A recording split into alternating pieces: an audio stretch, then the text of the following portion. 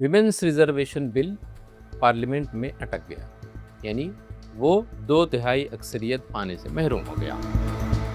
दरहकीकत women's reservation bill की आड़ में डीलिमिटेशन का बिल भी इसमें शामिल था, उसको पेश किया जा रहा था, लेकिन वो नाकाम हो गया। वैसे एक बात ये कही जाती है और यकीनी भी है कि विमेंस रिजर्वेशन का बिल तो पहले ही पास हो चुका था, अब इसको अमेंडमेंट करने की क्या ज़रूरत पेश आई।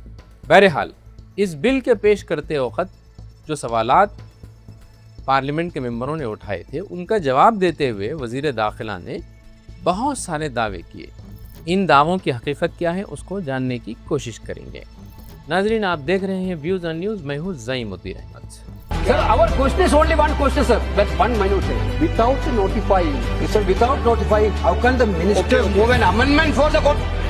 मेरा सरकार को एक सुझाव है, सबसे पहले ये जो महिला का बिल है इसको आप पास कीजिए, लागू कीजिए, और ये जो डिलिमिटेशन है और ये जो सेंसस है इसकी कोई जरूरत नहीं है। 33% आप महिलाओं को सीधा दे दीजिए। ऐसा नहीं है कि आप जो चौराहे पे बोलो संसद में बोलोगे। संसद की अपनी मर्यादा गरिमा होती है। रेणुका जी को कुछ मत कीजिए। रामायण सीरियल के बाद ऐसी हंसी सुनने का आज सौभाग्य मिला है।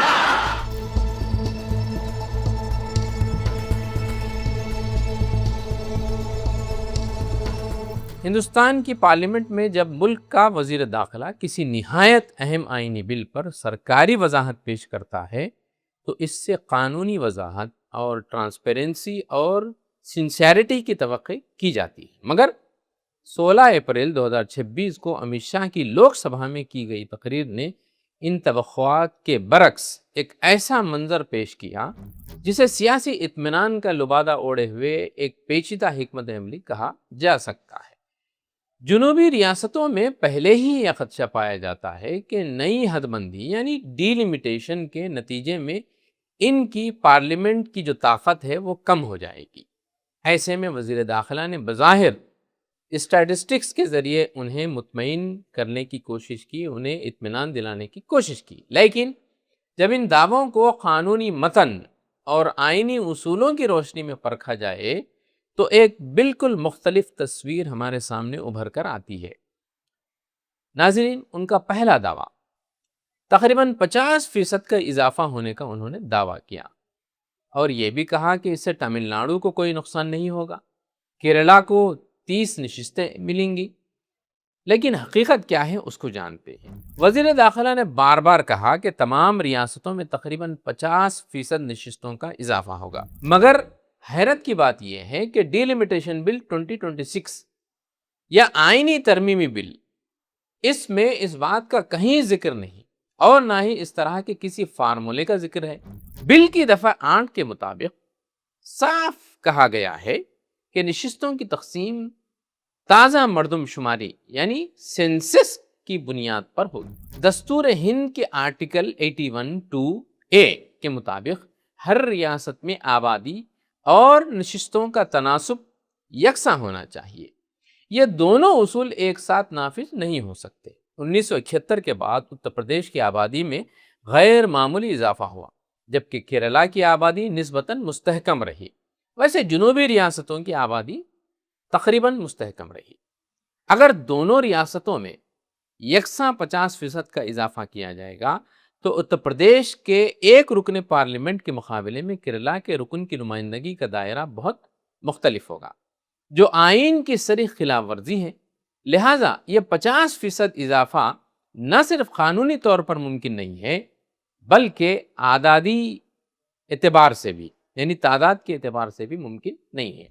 उनका दूसरा दावा तमिलनाडु का फीसद 7.18% से बढ़कर 7.23% हो जाएगा। जुनूबी रियासतों का हिस्सा 23.97% यानी 24% के करीब करीब होगा। लेकिन हकीकत क्या है?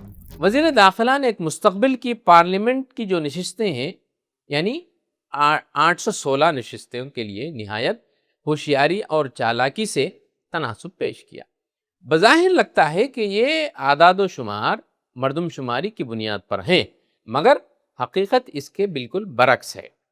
असल हिसाब कुछ यूं किया गया کہ تمل ناڈو کی موجودہ نشستیں 1971 کی بنیاد پر 39 ہیں، اسے 1.5 سے ضرب دیا جائے تو حساب بنتا ہے، یعنی 39 ضرب 1.5 برابر ہے 58.5 یعنی 59 نشستیں۔ پھر 59 نشستوں کو 816 یعنی پارلیمنٹ کی جو نشستیں ہیں جملہ، اس سے تقسیم کیا گیا۔ 59 ڈیوائیڈڈ بائی 816 برابر ہے 7.23% یعنی 7.23%۔ یہ تقسیم دوہرا فریب ہے۔ پہلا، وزیر داخلہ خود جو فارمولا ملٹی پلائی بائی 1.5 استعمال کر رہے ہیں، جبکہ قانون میں واضح ہے کہ نشستوں کی تقسیم مردم شماری کی بنیاد پر ہوگی، نہ کہ کسی کیلکولیشن یا پھر جو ہے ضرب کے فارمولے سے۔ یعنی ایک طرف پارلیمنٹ کو خوش کرنے کے لیے ایک فرضی ماڈل پیش کیا جا رہا ہے، اور دوسری طرف قانون میں آبادی کو فیصلہ کن عنصر ایلیمنٹ بتایا جا رہا ہے۔ ناظرین، آئیے دیکھتے ہیں ان کا تیسرا دعویٰ۔ انہوں نے تیسرا دعویٰ پیش کیا کہ میں یہ تشریحات یعنی ایکسپلینیشنز سرکاری طور پر پیش کر رہا ہوں، لیکن حقیقت کیا ہے؟ آئینی اصول کے مطابق کسی وزیر کی تقریر کی کوئی قانونی حیثیت نہیں ہوتی اگر وہ قانون کے متن سے متصادم ہو۔ سپریم کورٹ آف انڈیا اور حد بندی کمیشن یعنی ڈی لمیٹیشن کمیشن صرف اس قانون کی تشریح کریں گے جو گزٹ میں شائع ہوگا، نہ کہ وہ تشریح کریں گے جو پارلیمنٹ میں پیش کی گئی ہو۔ اگر واقعی مرکزی حکومت جنوبی ریاستوں کا تناسب 24% برقرار رکھنے میں سنجیدہ ہوتی تو وہ آئینی ترمیم میں ایک سادہ شق ایڈ کر دیتی۔ وہ شق یہ کہ ریاستوں کے درمیان نشستوں کا تناسب 1971 کے مطابق برقرار رکھا جائے گا، اس کو شامل کر سکتی تھی، مگر اس نے ایسا نہیں کیا، بلکہ اس کے برعکس مردم شماری کی پابندی ختم کرنے کی راہ ہموار کی گئی۔ ان کا چوتھا دعویٰ، لوک سبھا کی جو نشستیں ہیں اس کو بڑھا کر 850 کر دی جائیں گی، اس میں خواتین کے لیے 33% ریزرویشن بھی رہے گا۔ لیکن حقیقت کیا ہے اس کو جانیے۔ حکومت نے ایک مثبت مطالبہ یعنی خواتین کے لیے 33% ریزرویشن کو ایک سیاسی حکمت عملی کے طور پر پیش کیا، اس کو استعمال کیا۔ لوک سبھا کی نشستیں 850 تک بڑھانے سے 300 سے زائد نئی نشستوں کا اضافہ ہوگا۔ بظاہر اس سے ساؤتھ انڈیا کی ریاستوں کی مجموعی جو نشستیں ہیں اس میں کمی نہیں ہوگی۔ مثال کے طور پر کیرلا کی 20 یا 30 نشستیں برقرار رہ سکتی ہیں، لیکن اصل کھیل فیصد کا ہے، یعنی نہ کہ جو ایکچول تعداد ہے اس کا ہے۔ یعنی نشستیں برقرار رہیں گی مگر مجموعی طاقت یعنی پرسنٹیج شیئر کم ہو جائے گا۔ ایک ایسا سیاسی انستھیسیا ہے جس سے تکلیف کا احساس تو کم ہوتا ہے مگر اصل نقصان ہو چکا ہوگا۔ دعویٰ نمبر 5، ہم نے ڈی لمیٹیشن کمیشن ایکٹ میں کوئی تبدیلی نہیں کی، لیکن حقیقت کیا ہے؟ وزیر داخلہ نے کہا کہ حد بندی کمیشن کے قانون میں ایک لفظ تک نہیں بدلا گیا ہے، مگر یہ ایک گمراہ کن دلیل ہے۔ اصل تبدیلی کہاں کی گئی ہے اس کو جانیے۔ اصل تبدیلی آئینی ترمیم کے ذریعے کی جا رہی ہے۔ 131واں امینڈمنٹ، اس کے ذریعے سے 1971 کی جو مردم شماری پر عائد جمود ہے یعنی رکاوٹ ہے اس کو ختم کیا جا رہا ہے۔ یعنی کمیشن وہی رہے گا مگر اس کو دی گئی ہدایات بدل دی جائیں گی۔ اس امینڈمنٹ کے بعد کمیشن صرف ایک انتظامی ادارہ رہ جائے گا جو پہلے سے طے شدہ آبادیاتی تبدیلی کو نافذ کرے گا۔ اصل مسئلہ ووٹ کی قدر میں تبدیلی کا ہے۔ وزیر داخلہ نے کہا کہ 1.3 ارب عوام کے مینڈیٹ کو کوئی تبدیل نہیں کر سکتا، مگر یہاں اصل سوال ووٹ ڈالنے کا نہیں بلکہ ووٹ کی قدر یعنی ویلیو کا ہے۔ اگر نئی مردم شماری کی بنیاد پر نشستیں تقسیم کی گئیں تو شمالی ریاستوں کا وزن بڑھ جائے گا، جنوبی ریاستوں کے ووٹ کی قدر کم ہو جائے گی۔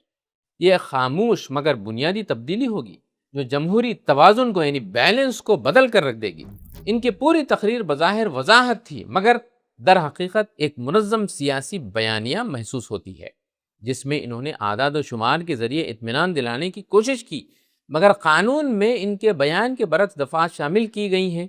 یہ معاملہ محض حد بندی یعنی ڈی لمیٹیشن کا نہیں ہے بلکہ ہندوستانی وفاقی ڈھانچہ یعنی فیڈرل اسٹرکچر ریاستوں کے درمیان طاقت کا توازن اور جمہوریت کی روح کا ہے۔ قانون کی اصل روح تو تحریری متن میں موجود ہوتی ہے، کسی کی پارلیمنٹ میں بیان کردہ تقریروں میں نہیں ہوتی، وہ قانون نہیں ہوتا۔ اگر یہ تضاد برقرار رہا تو آنے والے دنوں میں یہ تنازعہ ایک بڑے آئینی بحران کی شکل اختیار کر سکتا ہے۔ ناظرین، یہ تھا آج کا ویوز آن نیوز، پھر ہوگی ملاقات کسی نئے موضوع کے ساتھ۔